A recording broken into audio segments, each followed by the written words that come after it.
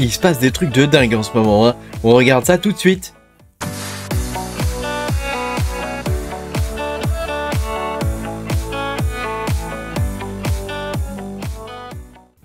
Bonjour les amis, je suis très content de vous retrouver aujourd'hui pour cette nouvelle vidéo où on va parler de ce qui se passe en ce moment sur le Zephyr et sur le Kaspa, parce qu'il se passe quand même des trucs de dingue, faut le dire. Pense à mettre un petit pouce bleu puis à t'abonner à la chaîne si tu n'es pas abonné. Voilà, je te rappelle que tu peux me soutenir en cliquant sur le bouton rejoindre sous la vidéo. Tu auras mes vidéos ou la plupart en avance. Alors, je ne sais pas si tu as vu, j'espère pour toi que oui, ce qui est en train de se passer sur le Zephyr et sur le Kaspa. C'est vraiment un truc de dingue. Alors, je vais te montrer ça. Alors, regarde, ça c'est mon folio et je te fais voir la progression sur 30 jours. Hein, j'ai classé par 30 jours. Regarde le Zephyr. C'est un truc de fou, quoi. Il a fait sur 30 jours, il a fait 446%. Kaspa, il a fait 146%. XDAG, il a fait 107% sur 30 jours. Radiant, il a fait 58% et Nexa, 53%. C'est vraiment beaucoup, quoi. C'est vraiment beaucoup, c'est vraiment top. Mais alors, le Zephyr, c'est juste un truc de dingue. Et le Kaspa aussi, hein. 144%, je veux dire, on se comprend là, hein. C'est quand même pas mal, quoi. Hein. Quand tu regardes la courbe du Kaspa, bon là, attends, c'est sur 15 minutes, on va mettre en 4 heures. Tu vois, c'est vertical, hein. Là, hein, c'est vertical en 4 heures. Hein. Donc c'est vraiment un truc de dingue. Et puis alors Kaspa, depuis le début, hein, c'est vertical Kaspa. Hein. De temps en temps, ça redescend un peu et paf, ça repart, hein, ça repart en vertical comme ça. Hein. Alors évidemment, plus l'échelle de temps s'allonge et plus c'est écrasé, les anciennes montées verticales. Hein. Mais tu vois bien là, par exemple, là c'était vertical, ici c'est vertical, ici c'était vertical aussi, là aussi, et là de nouveau c'est vertical. Hein. Bon là on a atteint les 0,11, t'imagines, 0,11 aujourd'hui, hein. 11 centimes. Hein. Moi je me rappelle à l'époque où on le minait, c'était que des zéros, et tout au bout, il y avait un chiffre. Il n'y avait que dalle, quoi. Ça valait rien du tout au tout début, c'est dingue.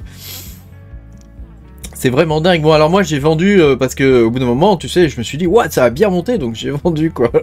J'en avais 1 million quand même. Hein. J'ai vendu. Et bon, voilà. Après, j'ai racheté plus tard, hein, évidemment. Hein. Mais le mal était déjà fait. Bon, enfin, c'est pas très grave. Hein, c'est comme ça qu'on apprend. Et puis, hein, je sais plus comment on dit, à vaincre sans défi, il n'y a pas de gloire, hein, comme on dit. Hein. Voilà, c'est quelque chose comme ça, hein, c'est une phrase de Napoléon. Bon, écoute, hein, Kaspa, voilà, on y est, hein, on y est. Donc là, actuellement, il est 31e, je crois. Attends, on va voir. Kaspa, on va aller voir, Kaspa et Zephyr. Kaspa, il est 29e. Alors, c'est pas CoinMarketCap, là, c'est LiveCoinWatch. J'ai plus confiance dans les chiffres de LiveCoinWatch que dans ceux de CoinMarketCap, hein. Il y a des tas de problèmes au niveau des chiffres. Donc tu vois, il est 29e, hein, donc on est dans les 30 premiers, ça y est. Hein. Moi, je pense qu'il va aller dans le top 10, hein, parce que quand tu regardes le top 10 des coins, qui on a... Alors attends, non, ça c'est mes favoris. Qui on a dedans? Bon, Bitcoin, Ethereum, évidemment. Bon, ESDT, ça, on s'en fiche. BNB... Ouais, bon, Binance, c'est pas non plus... c'est pas fini, Binance, hein, loin de là. Hein. XRP, bon, bof, quoi. Solana, bof, bof. Bon, Solana, il y a des grands fans, hein, donc il a des raisons d'être là, sûrement. L'USDC, OZEF. ADA, ADA, voilà, quoi. Hein. Il y a OKB, hein, donc ça, c'est le token de... OKX, quoi. T'imagines, le truc, il est déjà 9e, quoi. Hein, ils sont en train de nous refaire un BNB, eux. Hein. Et voilà, en espérant que, bon, on verra. Hein. Le Doge, il va sortir, le Doge, je pense. Hein. À moins qu'Elon Musk revienne par là. Hein, mais je pense qu'il va sortir. Et voilà, donc il y a des gros, hein. Il y a des gros. Mais je veux dire, Kaspa, il est déjà devant... Enfin, tu vois, il va bientôt rejoindre Atom, hein, tout ça. Hein, tu vois, il est plus très loin, là. Hein. Atom, il est 22e. Hein. Nous, on est 29e avec Kaspa.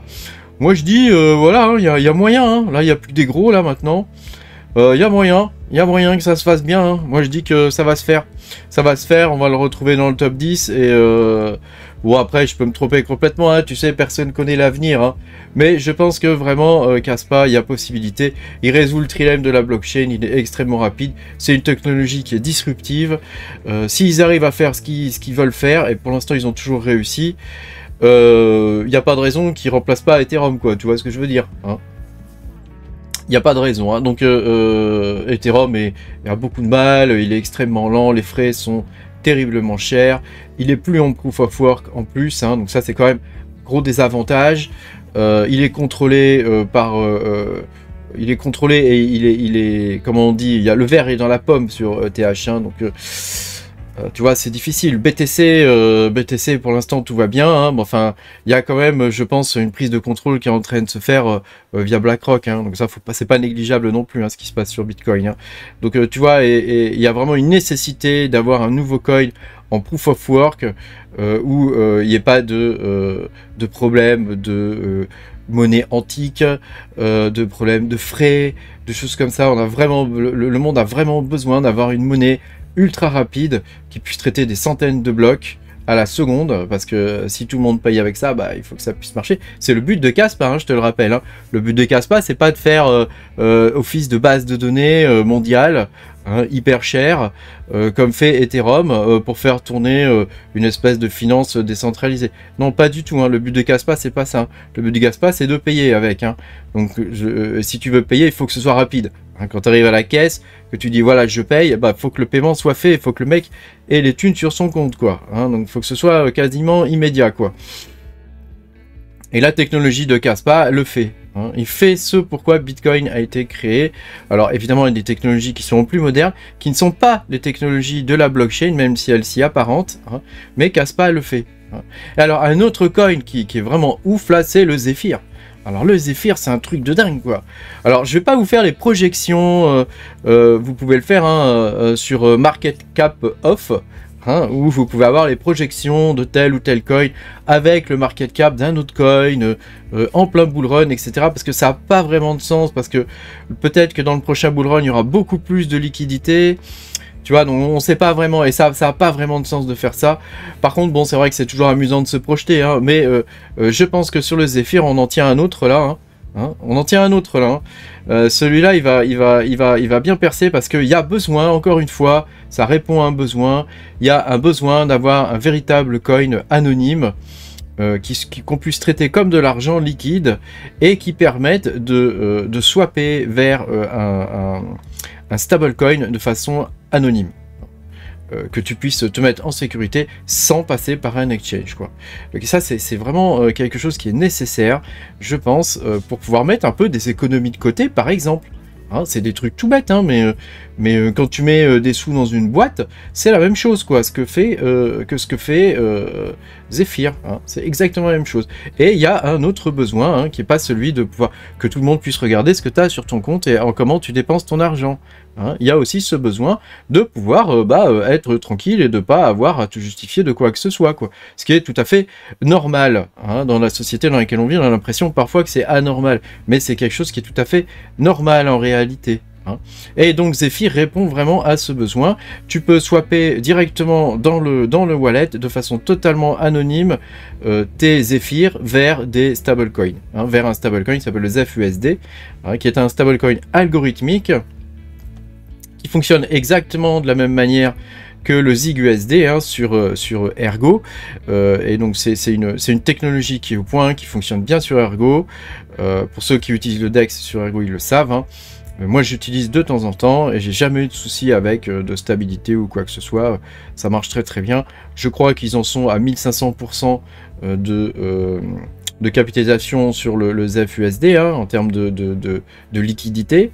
Hein, donc c'est quand même plutôt pas mal quoi. Pour un tout petit coin, hein, parce que pour l'instant il est tout petit, je crois que la capitalisation, le market cap, ne doit pas dépasser les 30 millions de dollars, hein, donc c'est vraiment minuscule, mais je pense que ce coin ça va éclater. Donc moi je continue de le miner, hein. Je vais te faire voir un petit peu mes données de minage, hein. Donc j'ai à peu près, j'ai 9, tu sais j'ai diversifié ma ferme cette année, hein. J'avais fait une vidéo là-dessus, hein, j'ai diversifié ma ferme, je suis moitié CPU maintenant, moitié GPU, donc j'ai pas encore réussi à atteindre l'équilibre en termes de CPU, j'en ai pas assez encore, j'en ai que 9, hein, y compris ce PC, hein, qui est en train de miner d'ailleurs, tu vois là, hop, tu vois je mine, hein. Je mine comme un bœuf hein, à 20 kg H, hein, je mine donc du Zephyr, hein, c'est cette machine-là.